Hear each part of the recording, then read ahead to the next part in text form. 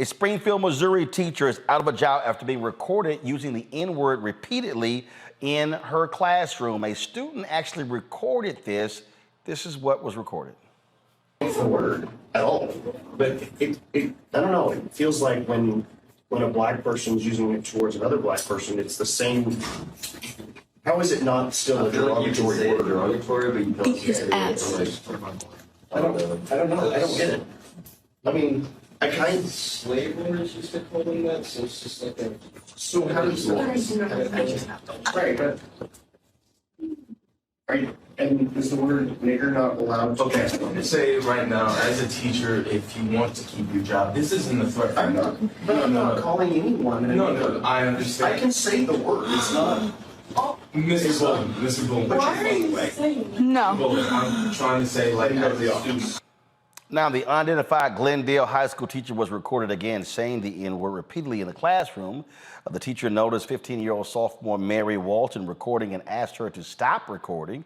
She was suspended for using her phone in class. Now, Walton's family retained an attorney to try and get the suspension lifted. The teacher, who was initially placed on leave, resigned. The Glendale High School Principal, Josh Groves, sent a letter to staff and families addressing the language used by the teacher. This is what he wrote, quote, "We know a Glendale teacher using offensive, derogatory language during class today.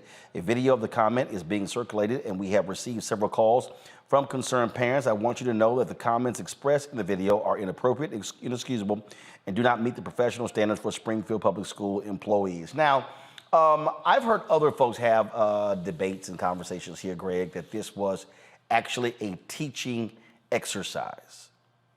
And so, one, your take on this, and can there actually be a teaching exercise where the word is used?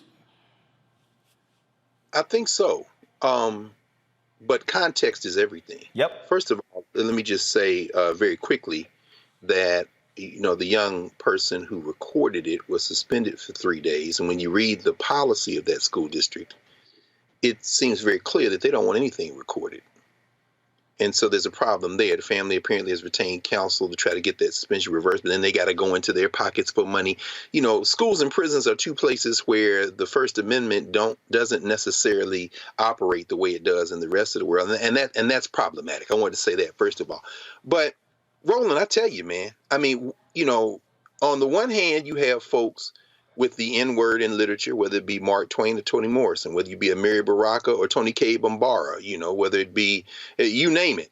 Now, if you're doing read aloud in class, I mean, you're not going to probably do that at the middle school level or at the elementary school level, but what do you do with an 8th or 9th grade classroom? What do you do in a situation where it is in the literature? Now, if you are a teacher, finally, what do you do when a student uses that word? As we probably all know and have heard in the class, in the hallways, that word often flies with reckless abandon. What do you do when it comes out of the mouth of a young person of African descent or a non-person of African descent, and everybody starts giggling, and then you come in and say you can't use that?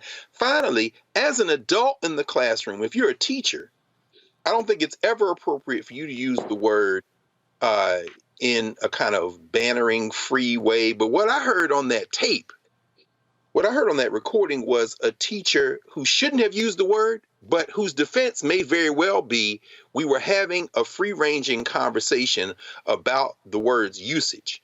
And that becomes a gray area that sometimes is very difficult to parse. Jacques Berlinabal wrote a book called Classroom Confidential, and he said there are often very unfortunate things said in a classroom.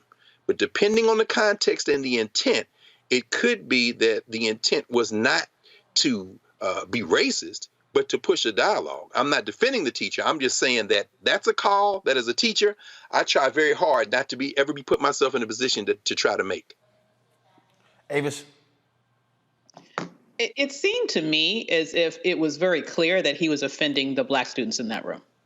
And it really came off to me that this is another one of those arguments that you hear oftentimes by what I find to be racist white people, in which they want to have this argument about why can't I say it? Okay. That's the feeling that I got from the energy around him when he didn't know he was being videoed.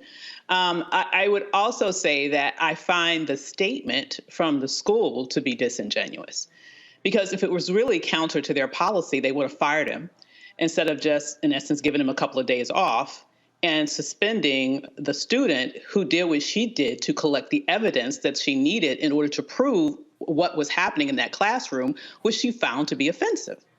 And so, I have to say that I just believe this is an example of the fact that our culture is continuing to get more and more and more overtly racist.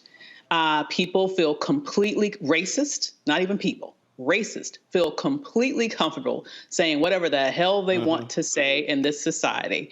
And this is just the latest example of this. And if there needs to be, if this is against the rule of the school should have fired him. And so my next question is, I'm wondering what they're going to do if something like that happens in the future. Lauren? Yeah, I think we're way oversensitive about everything. And in an academic setting, I think that's hugely problematic.